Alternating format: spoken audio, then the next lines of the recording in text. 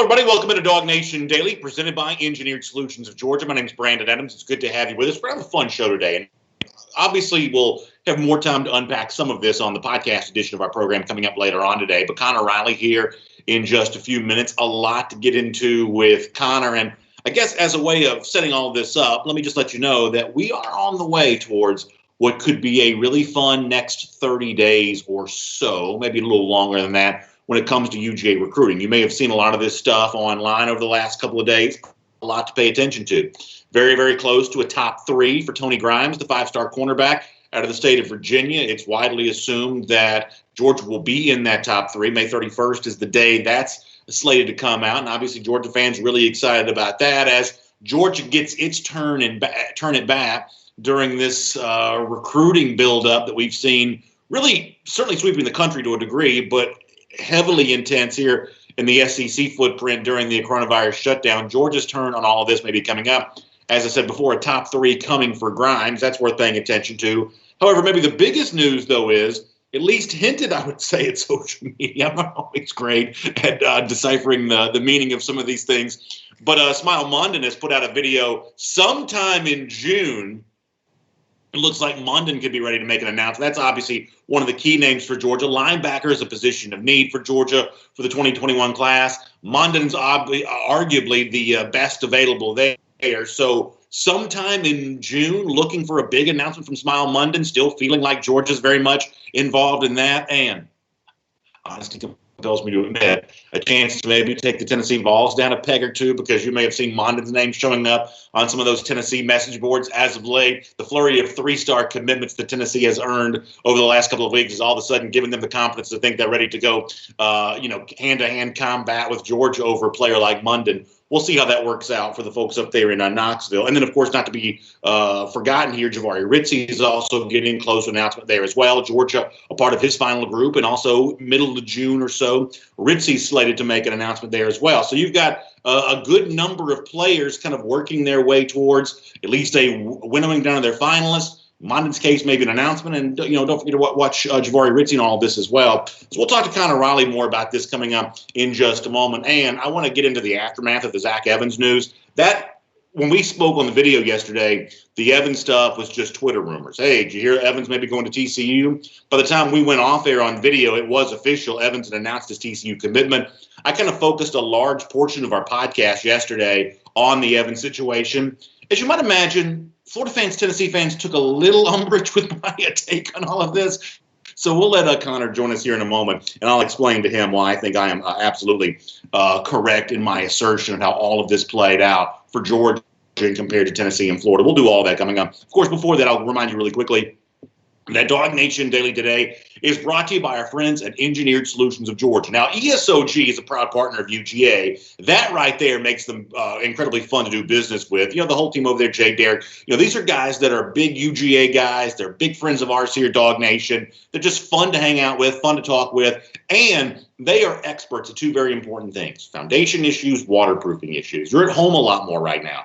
If you notice those horizontal cracks in your foundation, that could be the sign of a serious problem. You don't need me to tell you that. You already know that's true. Well, don't put off getting it seen about today, because the fact of the matter is sometimes this kind of stuff isn't as difficult as it seems to fix. And if that be the case, then ESOG, truly a solutions-based company, will give you a simple fix to your simple problem. However, if it is more substantial for the foundation stuff or the waterproofing issues, you see when it rains, that water creeping into your basement or your crawl space or your garage, something like that, you want to trust smart people to fix that for you. And Engineered Solutions of Georgia has 2 full-time engineers on staff. It's one of the reasons why we love recommending ESOG here around DawgNation Daily. So make sure you give Engineered Solutions a call. The great news is their number could not be easy to remember. Simply dial 678-ESOG now. That's 678-ESOG now. Dial that number. That'll get you in touch with my friends at Engineered Solutions of Georgia. Proud partners of UGA, good friends of ours here on DawgNation Daily. Now, speaking of a good friend of our program,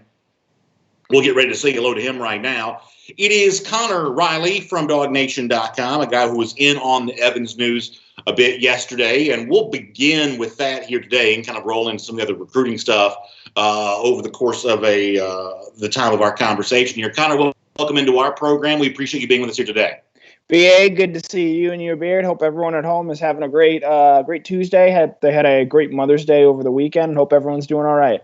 Yeah, we are doing well, and I appreciate you sending out those well wishes to all the moms who may be tuned in and listening today, including my own. And we'll get to some recruiting stuff here in a moment, and I've got a couple other topics I want to hit with you before we're done today. But let me begin with the Zack Evans news yesterday, and I'll start with a very simple part of this.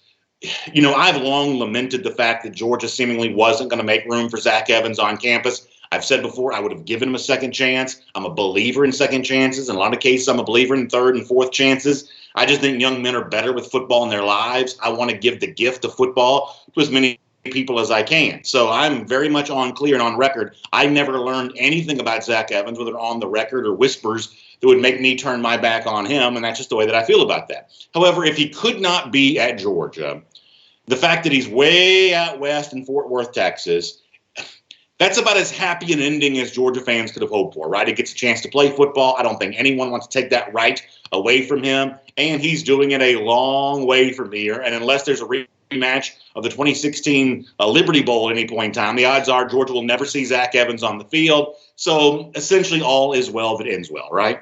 Yeah, as far as him ending up at Georgia, with the timeline of things and the way he has said, he said he had signed his letter of intent that Thursday, December 19th, and then the next day he goes out and there's that suspension for the state championship game.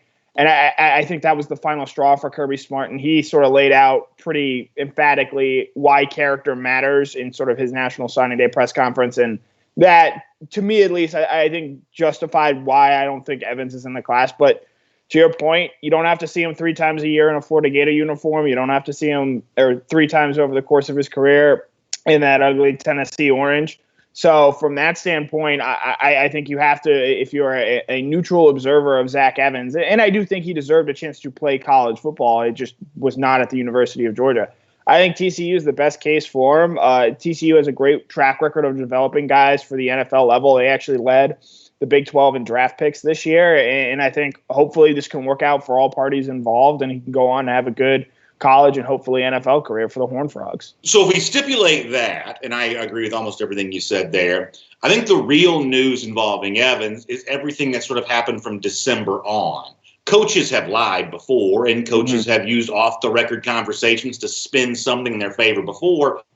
But in the case of Evans in Georgia, the publicly known evidence seems to support what was privately reported, that Georgia signed Evans, decided it didn't want to be in business with Evans, and then released him from his letter of intent. The fact that Evans told you guys in Orlando that he was only talking to one school at the time, as you said, admitting that he had signed a letter of intent, and going on TV that night and apologizing as opposed to making what was supposed to be the commitment announcement, that all seems to support what has been privately reported on that Georgia decided did not want to be in business with Evans anymore. And the point that I took on the podcast yesterday, which some Florida fans and Tennessee fans did not seem to agree with, is that when Georgia decides to move on from a player, when Tennessee and Florida, so desperate for talent, decide they're going to swoop in and try to get the player that Georgia's moved on from, only to be rebuffed by that player in pretty public fashion, including Tennessee, who traveled to Houston to visit with Evans, and it's been reported by Trey Wallace that went down and didn't get a chance to meet with him head-to-head. Florida at one point in time had a lot of chatter about Evans prior to what was supposed to be an official visit for them in March, because they'd hired Tim Brewster, who had a long-standing relationship with Zack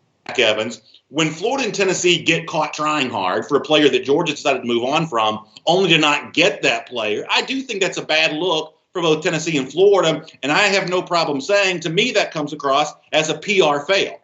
Yeah, I certainly would agree with that from the Florida standpoint. And inside of Tennessee, they've shown in this class, well, yes, they do have a lot of 3-star commitments right now. They are sort of trending in the right direction of impressing the right types of recruits to where they might be better off down the line. But do you know how many running backs Florida had in their 2020 recruiting class? It's not very many, because they didn't run the. In fact, I think it's 0, right? It Knox, is the 0. running backs coach, I don't believe has ever signed a running back, which is it is 0. They brought in Lorenzo Lingard as a transfer from Miami, but he's coming off an injury. And the biggest knock you have on Florida right now, Dan Mullen has done some pretty good things there in Florida, but reality is he has not proven that he can consistently get the types of players you need to win at the highest levels in the SEC. This was a easy opportunity, layup opportunity for him to land a player who certainly, from a talent standpoint, I can say this with having seen him in my own eyes down in Orlando, he's pretty clearly a talented running back and a guy I think can play at a high level in the SEC. So for them to not be able to land that and bring him in and sort of make up some of the deficit there that they need. And again, we've seen with Georgia, unless you've got Joe Burrow having the best college football season of all time, you need to be able to run the ball somewhat consistently if you're going to beat them. And having a guy like Evans makes that a lot easier. And the fact that Florida once again comes up short in a big-time recruitment in one that they, I think, actually really needed to win, not just from a PR standpoint, but from a, hey, we need talented players on this team. Yeah, that's another tough look for Mullen and his staff there, because it's just the same thing over and over again. Totally agree. And in fact, I'll take it a step further, even kind of move on from Evans. If you look at national media when it comes to Florida, there is so much national love. CBSSports.com has an article up this morning about how that Florida is the SEC team that deserves to have the offseason hype. And you just see a lot of that over and over again. But Connor, what I find to be pretty interesting about this is if you take that same level of national love and go look at like Florida message boards or places where Gators fans are congregating, Gators fans themselves don't seem to be saying a lot of what the national media is saying. Florida fans were legitimately mad about not getting Evans this week. They're blaming Knox, the running backs coach, for that because, as you said, he's gotten the transfer. Lingard coming in from Miami, but 24/7 Sports has downgraded Lingard from a former 5-star coming out of high school to a 3-star transfer.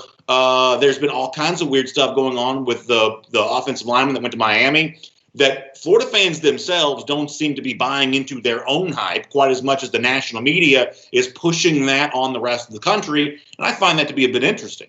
Right.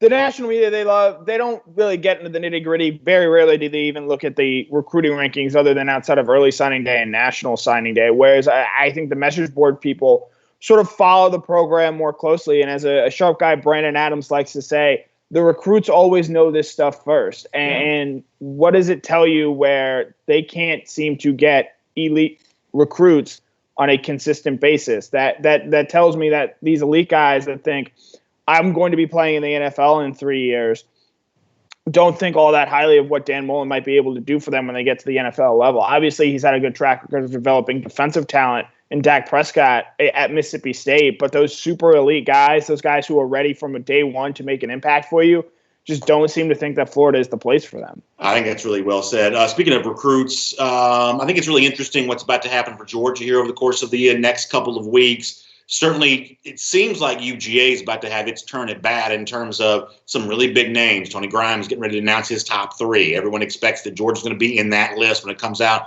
on May 31st. You've got a pretty strong hint from Smile Mondon that he may be ready to do more than announce a list of finalists at some point in time in the month of June, and that may be the biggest possible get for Georgia, given the fact that I think that linebacker is a need for 2021. I believe that it can be made a case for that Mondon is the best player available at that position. Not to be outdone, a guy like Jamari Richie, who big-time edge guy out of North Carolina, who's also got Georgia in his final group. He's getting ready to make an announcement. Georgia had a nice run there for a moment, and for the most part has kind of been content to lie in the weeds a bit. But as the true summer arrives, Connor, on the basis of some of the stuff I'm seeing from recruits on social media, UGA could be very much in the thick of the recruiting conversation here over the course of the next few weeks.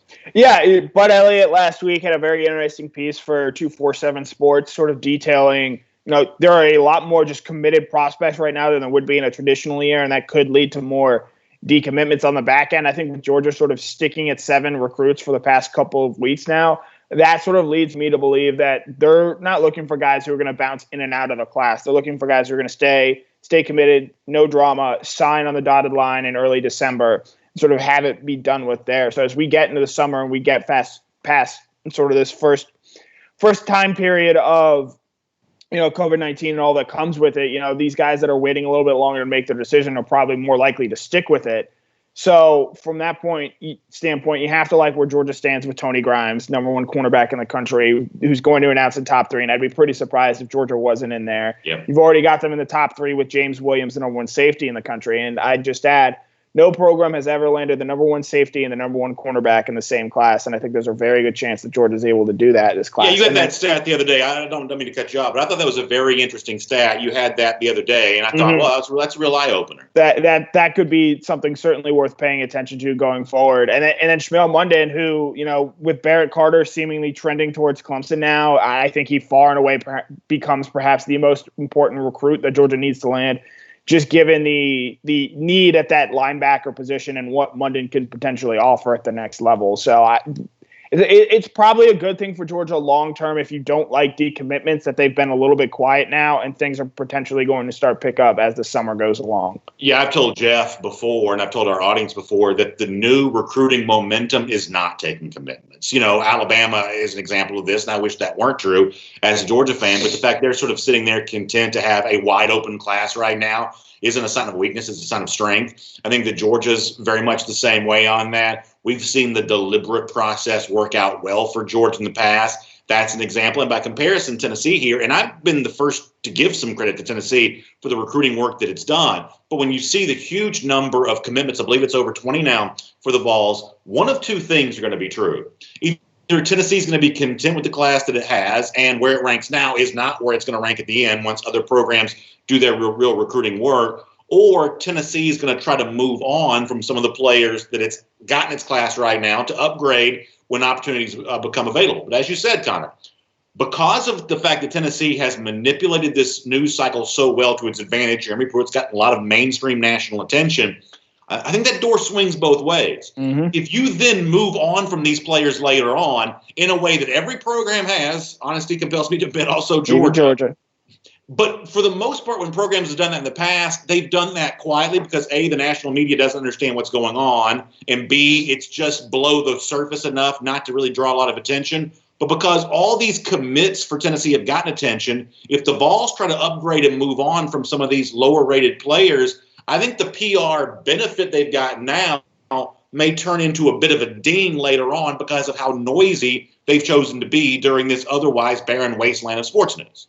Right, and so obviously this is sort of something that happened with Georgia in that 2018 class. They took a lot of commitments from guys who ultimately ended up not being in the class, but Georgia sort of got things rolling on the field, and I think that really turned things around for them in that fall. They land guys like Adam Anderson, James Cook, Justin Fields, ultimately Brenton Cox, and signed the number one recruiting class in the country at that point in time.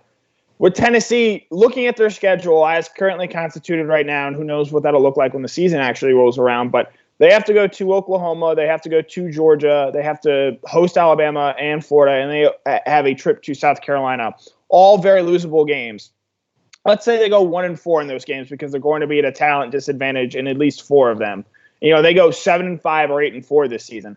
All that recruiting momentum, I think that you see right now is going to kind of be for naught. I think to sort of capitalize and get to the part where they're trading in prospects to upgrade them, they're going to need to win 9-10 games this season. And to do that, they're going to have to pull a couple of upsets that I don't really see right now, just given how they want to play and the teams that are on their schedule. So you're either looking in sticking with the class you have right now, which is probably going to finish around the fringes of the top 10 where they were last year, or as you said, they're swapping out guys and they're going to see a rash of decommitments during the season where they could be losing a couple of games, and that sort of has the opposite effect of what is having now, and it is a lot more what is wrong with Jeremy Pruitt in Tennessee. Yeah, I don't want to spend too much time on this topic because I've got something else I want to finish with you by discussing, but in terms of on-the-field stuff, the biggest case to make for Tennessee on the field is its offensive line. It may be the best offensive line that Georgia's scheduled to play in the regular season. But from a gambling standpoint, if you can find their season total at 7.5, I do like the under on Tennessee this season. Under on 7.5. I wouldn't go under on 7. That's going to be available some places. But if you can find that number at 7.5, I think Tennessee's a pretty good underplay at that number. Right, because I believe, they won their last 6 games a season ago. But if some of those one-score games, swing against Tennessee there, and, Missouri, I think, is going to be a decently tough out. South Carolina is not an easy place to play. And, again, those big 4 games against teams that are all going to be ranked in the top 10, that is by no means an easy schedule. So, if Tennessee gets to 8 wins, I think you could probably, given their schedule, call that a successful season. But I don't think anyone in the national media will be doing so. Yeah, no, that's where the national media will get it wrong. Even me, as a kind of a ball hater, as a Georgia fan, I'll be the first to shake Jeremy Pruitt's hand if he goes 8-4, given the schedule that he's playing right now, and just given the fact that it's a slow climb based on how wretched that program was prior to Pruitt getting hired. All right, let me finish with this. This is not really so much serious as it's just kind of fun. I want to talk for a moment about the difference between Michael Jordan and Kirby Smart, because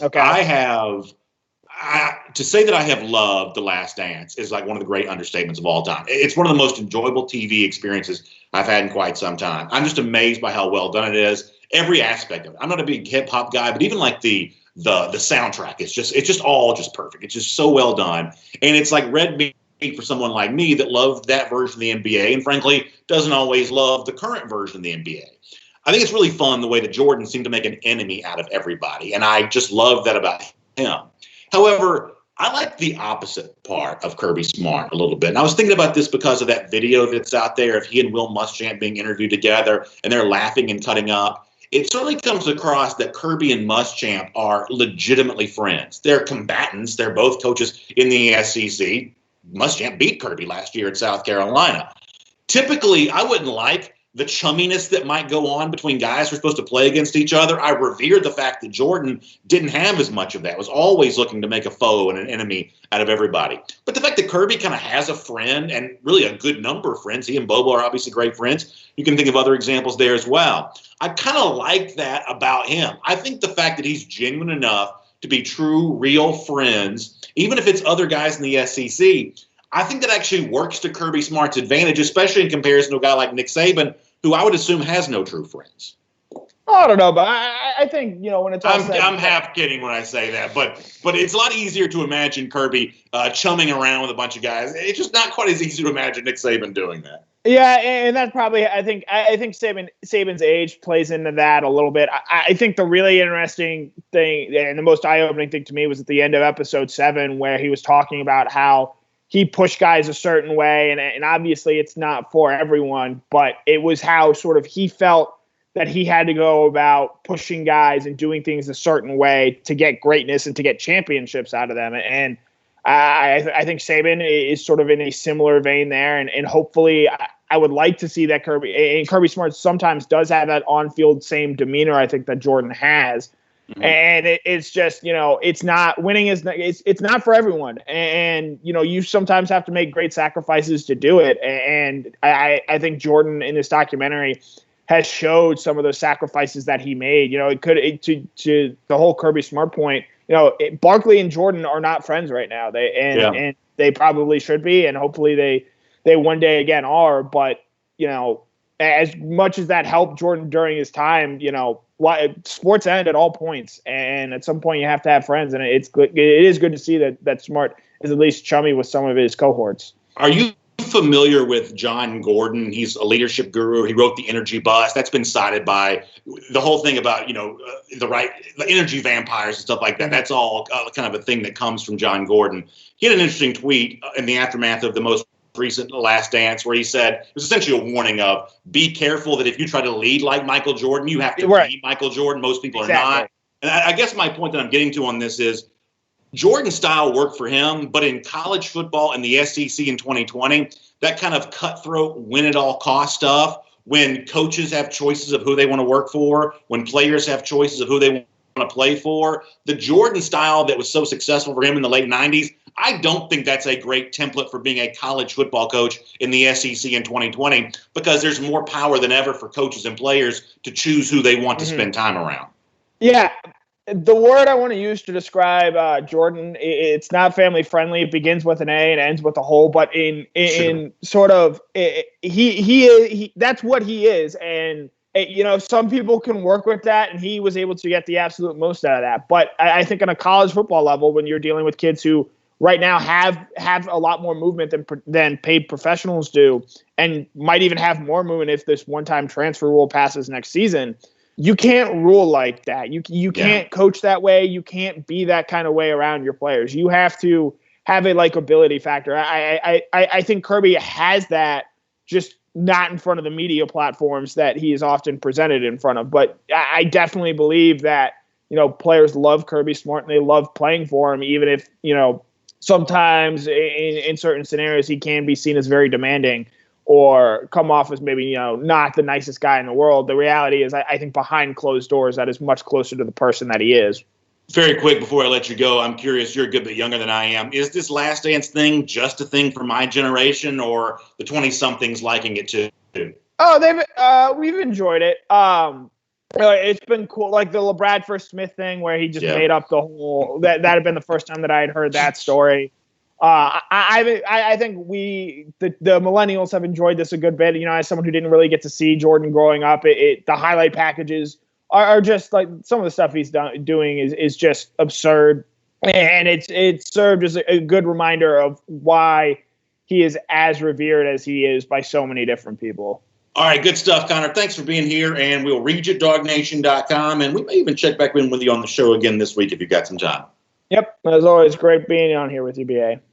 Good stuff there. Connor Riley, DawgNation.com here on DawgNation Daily, presented by Engineered Solutions of Georgia. Yeah, I'm kind of fascinated by that because, as we kind of got into there at the end with Connor, you look at Jordan, what worked for him, and I think you think, well, that's what good leadership is. But I think a little softer touch, more of the fun-loving, friendly side of Kirby Smart is what makes assistant coaches want to keep working for him. It's what makes players want to play for him. And in this day and age when there's just more choices abound, I think you got to be a little more of the guy who has true friends and enjoys some of his life away from football, as opposed to the kind of guy that only appreciates winning. Because at a certain point in time, and I think you see this with Nick Saban, people just choose to move away from that over the course of time, and people don't necessarily feel a great closeness to that. So we'll take a lot of your comments on anything you want to do, more of the Evans stuff, some of the recruiting stuff I mentioned off the top. We can do all of that and pretty much get into anything you want to here for a couple of minutes here on DawgNation Daily, presented by Engineered Solutions of Georgia. And, of course, we're glad to have all of you with us. Let me go to YouTube here first today, and then we'll get some Facebook after that. Tristan West says there can only be one alpha male, and that's your Ernest Michael Jordan. Boy, in this documentary, man, he comes across as alpha as it gets. One of the people in one of the earlier episodes called him the alpha, and that's about as accurate of a description for Jordan as you can get. Truly the alpha in a lot of different ways there. Memphis Dog enjoying having Connor on the show. Nice to know that. Bama Boy, hot take on Kobe in comparison to LeBron. Wow, Michael Porter joining in to agree with that there as well. Good stuff. Mark Morris also brings up a good one. This is a good one. He says, who's the best basketball player to play in the NFL? It was Julius Peppers. Peppers obviously played a little bit of basketball in North Carolina.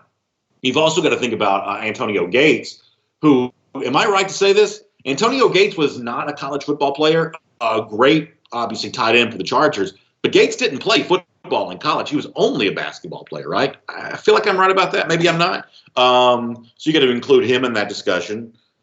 That's pretty fun. That's a fun topic, Mark.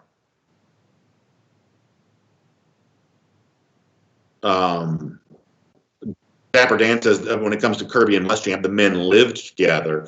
Chummy rival coaches is a gross understatement. Maybe so, but I guess my point on this is typically in sports, I like the idea of, even if it's sometimes done for show, I like the idea of viewing your opponent as your enemy. I just am more entertained by that. When there's too much dapping up at the end of the game, I'm kind of grossed out by that. But for whatever reason, I've never felt that way about Kirby coaching against Muschamp or anything like that. I think it's kind of cool that both those guys, I think, have maintained a really strong competitive fire even against each other while also being pretty good friends. I think that's kind of a cool testament, because ultimately it's like the relationships you have that probably matter more than anything else anyway. A lot of good basketball debate in here, but if I start responding to these comments about who's the GOAT and who's not, I'm going to get the people that get mad if we talk about anything other than Georgia football. They're going to get very upset. So I can't do that. Foghorn Leghorn does bring up a pretty good point. We're talking about football players that play basketball. Terrell Owens at UTC, he was a good basketball player. I've actually seen him play basketball on TV and stuff. He's pretty good. Dapper Dan mentions Charlie Ward. Funny thing about Ward is, after winning the Heisman Trophy at Florida State, I don't think he was ever on an NFL roster, right? Didn't get drafted, I don't believe. Never went on a roster. He essentially became a basketball player, even though he was super famous for being a football player back in the 90s. This is a good point from Mike D, who says you got to have that Michael mentality on the field and that Kirby mentality off the field. You got to be sincere towards coaches and players through personal life when they may be going through a tough time. I think that's true.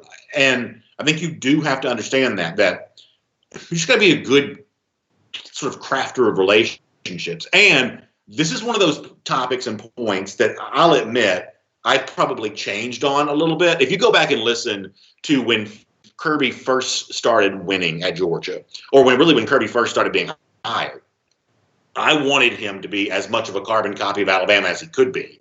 That sort of drive to win, energy, no time for celebrating, no days off. I really wanted Georgia to embody that as much as it could because that's what I thought winning looked like. And for Nick Saban, that style has worked. And I poke at Saban, but the truth is you got to give him credit for what he's built there at Alabama. He's been true to himself and he's built a great winner. You got to admit that's true. I think what we've seen in college football the last few years, though, is really interesting. And I've spoken about this. And this is an example of, you can go back and find audio of me saying something different than this, but I've warmed up to this over the course of time. As Kirby grows up as a coach, moving into year 5 as a head coach, I'm not quite so sure I want him copying Nick Saban as much as I want him looking for what's working for Ed Orgeron and Dabo Swinney, two coaches who are very different from each other. You think of Orgeron as kind of being kind of fun-loving and gregarious, kind of the life of the party. You think of Dabo Swinney as being a little bit more homespun, a little bit more family values, whatever else. But they're both coaches that seem to value relationships, maybe different kinds of relationships, but they value relationships. And when I see the way that's worked as kind of the anti-Nick Saban, you almost hope as Kirby evolves as a coach, and anybody in this early stages of his professional development is due for an evolution, Kirby no different than anybody else. I guess my wish for him is maybe copy Saban a little bit less, copy Dabo to an extent a little bit more, copy Orgeron to an extent a little bit more. And I know that somebody's going to say he's not trying to be the next Dabo Swinney, the next Ed Orgeron. He's trying to be the first Kirby Smart. The point is, we all of us who do anything are kind of a combination of our influences. And I'm saying that the influence of kind of a relationship style coach like Orgeron, relationship style coach like Dabo Swinney, I kind of like that. I like the way that's worked for both of those programs. And that's an example of me probably evolving a bit over the course of time. Let me get a few Facebook comments here just for a moment, and we'll see what's going on over here. Eric Emmett says the training wheels are off for Kirby, beyond the Bama mold now for sure. Yeah, I mean, here's what I'm going to say, and Alabama fans would wholeheartedly disagree with this. They've got a right to, but I believe this is true. Nick Saban started building his program in 2007. By 2008, he really had it, pretty firmly established. The way in which that program was built, sort of at the expense of having any fun whatsoever, at the expense of relationships, we've heard a lot of guys. Tua Tagovailoa said his relationship with Nick Saban was slow to develop. Matt Mock, who won a national championship with Nick Saban at LSU in 2003, has admitted he essentially had no relationship with Saban at all. That, Saban was just not a warm and fuzzy guy. He was driven towards winning. There's all kinds of stuff out there that proves that. So if Saban was trying to do what he did in like 07 into 08, here now in 2019, 2020, I don't think that style would be nearly as successful as it was. I do think that we live in a time in which players have more freedom. They view it as more of a right to move on from a program, but they don't feel valued. We just see more of that now. That wasn't what the world was when the Alabama program was first being built towards that first national championship in 2009. The other thing is, there are just a lot more jobs available to coaches. There are a lot more programs now than there used to be. And the NFL is a lot more open to bringing college guys into the NFL fold because NFL offenses look a lot more like college offenses used to. So all of a sudden now, if you're an assistant coach somewhere, you're not stuck there. You can go be somewhere else. You can go be a head coach at a lower level program. You can be an offensive coordinator at a different kind of program because a lot of programs are willing to spend big bucks on coordinators now in a way they didn't used to. NFL teams are taking college guys and cultivating them into the next generation of NFL coaches because of how the NFL is evolving. If you're an assistant coach, you're not trapped in a job anymore. It used to be if you're at a place like Alabama, there was no better place to be. You had to, you got the big paycheck and you had to absorb what I would describe as abuse. you don't have to do that anymore. So it's not as easy to build a program that's win at all costs at the expense of fun and relationships. It's not as easy to do that anymore. In fact, it may very well be impossible to try to do that from scratch here in 2019, 2020. Let's see what else is going on. Matt Rukavina says that Saban will retire in 2 to 3 years. Age and the pace of the game will take its toll. He's won his last title. I guess I probably believe that's true. Phil Rogers on the subject of the Georgia offense says Todd Monken's got to rebuild the offense, open up everything. I think when you're looking at Georgia's best chance of winning a national championship, I think it centers around that discussion. Can Georgia reinvent itself offensively? Is Monken going to be given the freedom to do that? I think that's the most important question facing Georgia this offseason. And, you don't have to have Jamie Newman be a Heisman finalist. You don't have to have him be a first-round pick. It'd be nice if he was, but you really only need him to be good. And the best way to make him good is to create an offense around him that really works. It takes advantage of the weapons that Georgia employs. I think that's the best stuff all the way around. The best chance for Georgia, I think, centers around that. Jerome Williams says that Kirby definitely does not need to be Nick Saban. College football is changing just as the NFL. Yeah, I think that's probably true. Jerome, I think you're seeing that evolution taking place right now. Somebody asked about the studio. Chris Sapp says, when are y'all going to go back in the studio? I want my normal back. Yeah, I want it back too. I guess I'm crossing my fingers that it's going to be in next couple of weeks. I'm hoping, I'm not really probably supposed to say that, but I am kind of pushing the people above my head every single day, and they're kind of going to the folks above their head. There are lots of layers of decision making that have to be kind of signed off on here, but we're ready to do it at a moment's notice because, as I've said before, the cool thing about our studio is it's already kind of designed in kind of a quarantined fashion. I can be in the studio part. There's a wall glass that separates the control room where the producers or producer would be. You can create a good bit of social distancing, never really come in contact with anyone. There's some work environments that social distancing is really hard. For a lot of office spaces, they've just packed so many people in the cubicles that creating enough space is never going to be easy to do. We're really lucky at our DawgNation studios that we've got a good bit of space already built into where we are. We can keep our distance from each other. And so I'm hoping that we're able to sign off on that, because not being able to deliver the full show the way we've kind of come to expect is really kind of stinks. It's very disappointing. And our producer who works on this show every single day, Michael Carville's done an amazing job. If you go back in from the very beginning of all of this, when we were using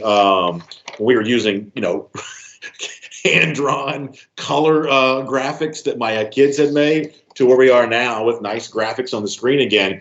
I'm really proud with how we've grown over the course of our time from doing this from my kitchen table here. But there's still an element of how you present the content that's just going to be more difficult to do when you're not in studio. So from that standpoint, I'm ready to be there sooner rather than later. By the way, speaking of our friends at R.S. Andrews, we'll also roll into an R.S. Andrews cool down here. I heard that next week it's going to be in the 80s every day, like mid-80s, like true summertime weather is here. Guess what that means? You are not going to make it without that air conditioning on. And if you haven't turned yours on yet this spring, how sure are you that yours is going to work? How sure are you that yours is going to make it through the warm weather season to come? Well, let me give you some peace of mind. Reach out to my friends at R.S. Andrews. Not only can they handle your air conditioning issues during the winter, they'll take care of your heating issues any time of the year, plumbing, electrical issues. That's what R.S. Andrews is famous for. Story after story, they've been delivering smiles, and they can deliver a smile for you. And you will not have a smile on your face if, when it's time for the air conditioning to work, you have a hot house. I can't sleep in a hot house. I'm in a bad mood in a hot house. It's just not a good situation. So get your system tuned back up to factory fresh specs. Get it ready for the warm weather season to come. Find them online at rsandrews.com. All right, a few more comments here, and then we'll get ready to go and do a podcast for today. Bob Garrison predicts the number one class getting ready to come Georgia's way again. That'll be fun to think about. Love the idea of that taking place. Michael Hoffman says something I agree with. Monken's going to keep it even with the run and the pass. That's going to make us less predictable. I also like one of the things that Monken said when he first got the Cleveland Browns job is that the whole idea of balance is necessarily your run-pass ratio. It's how evenly you distribute the ball amongst all your potential playmakers. And that's a really fun thought for Georgia because obviously the list of playmakers at Georgia includes multiple running backs. You want to get them involved, but also the way in which you get multiple receivers involved because when you do throw it, you don't want it to be predictable where the ball's going to. You want the entire route tree brought into the discussion. You want all the various receivers, all the spots in the field brought into that discussion. I think all of that is a real potential for Todd Monken that makes me really excited about what he brings to the table here.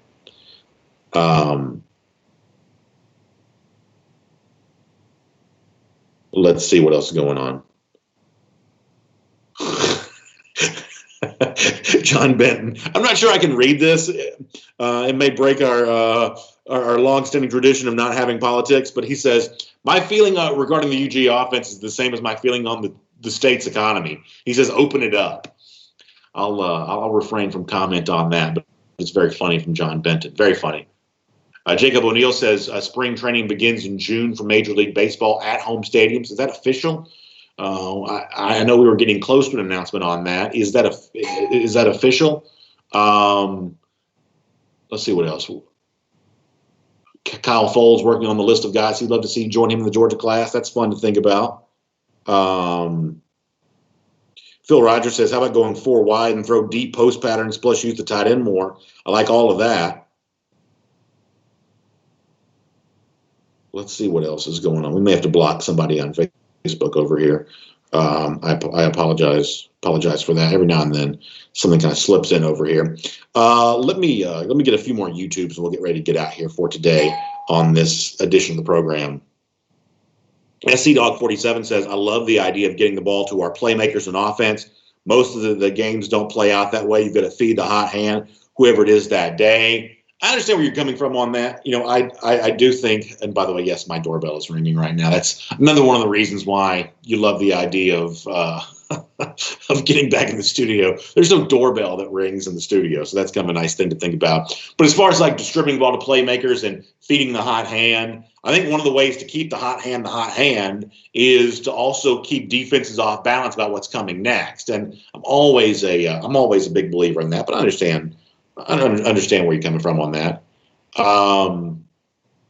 Mark Morris mentioned the Chauncey Gardner tweet. So what I saw from Gardner on that is that he had said that Florida coaches had bad-mouthed him to NFL teams, and that's why he didn't get any NFL attention, not on a roster, not getting a chance to be in the league anywhere. And so therefore he wanted to go work on his degree somewhere else, which is a tough look, man, especially coming off the heels of what Luke Ankrum had said about John Hevesy, the assistant offensive coordinator and offensive line coach. You've had a lot of former Gators saying bad things about their former program. It's a very weird time at Florida. I said this to Connor Riley when he joined us. If you read national media, kind of the 10,000-foot view on the sport, they talk of that Florida as if it's ready to sort of break out and be, one of the top teams in the country. You would think on the basis of that, the Gators fans would be plugged in and just ready to go. The truth is, though, Florida fans have been pretty weird this offseason. There were some, odd Instagram posts from Kyle Pitts, the tight end, that eventually ended up being about nothing, but that had them all worked up for a while. Isiah Walker, the 4-star offensive lineman, his departure from the 2020 class to Miami, that had him worked up. They want to fire Greg Knox, their running backs coach, because I don't think he signed a high school running back since he's been employed. It's very interesting to watch national media about Florida and Florida fans about the Gators. It is an odd time in Gainesville in comparison to the national attention and the national hype they seem to get. Let's see what else is going on. And by the way, it's always good to have Mark Morris with us in our YouTube comment section. Green Soldier says, what do you think kept Evans away from Florida? Mullen, the atmosphere? That's a good question. I won't really pretend to know about that. Evans was just always kind of a hard player to nail down one way or another. I mean, the fact that he's going to be playing in Fort Worth, which is not that close to Houston, Texas is a big state. But one of the things I think a lot of us assumed we knew about Evans for a while is that he wanted to get away from the state of Texas, or maybe people close to him wanted him to get away from the state of Texas. So that was like the one thing that I think people at one point in time thought they knew, and lo and behold, now He's staying inside the state of Texas. So ultimately, why he did anything that he did, I think it's pretty difficult to predict because Evans himself has just kind of always operated within his own orbit.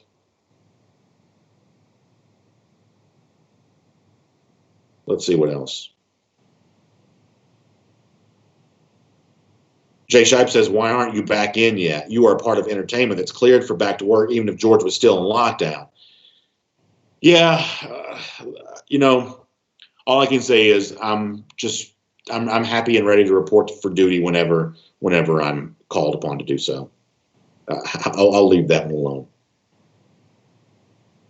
Bank 6 says, I feel the aspect of the game that Jamie Newman's going to help us with the most is the element of the quarterback being a running threat instead of having a statue back there. I think Jamie Newman's ability to run also opens up a lot of opportunities for the Georgia passing game as well. It's not just that he'll tuck and run. It's that he'll also keep plays alive with his legs. And the threat that he might try to go vertical and run, I think is a really tough thing for defensive backs, especially safeties, to think about. Because when you're running step for step with wide receivers, it's that pause to see what Newman's doing that sometimes gives the receiver the extra step he needs to get open, which I think is a very valuable commodity. So I think it's going to be really fun to watch Newman and the athleticism that he brings to the table. I think he's going to be a huge fan favorite because of that. And as I said before, you don't need him to be the best quarterback in the country. It'd be fun that if he was, you don't need for him to be. You just need for him to be good. The fact that he does bring that extra dimension, I think, I think that makes the chances of him succeeding at Georgia all the higher. I think that's really good stuff. I'd love to sit here and take comments all day long. We do have to get ready to go for right now. I'll remind you to make sure you check out the AJC, Atlanta News Now, at ajc.com.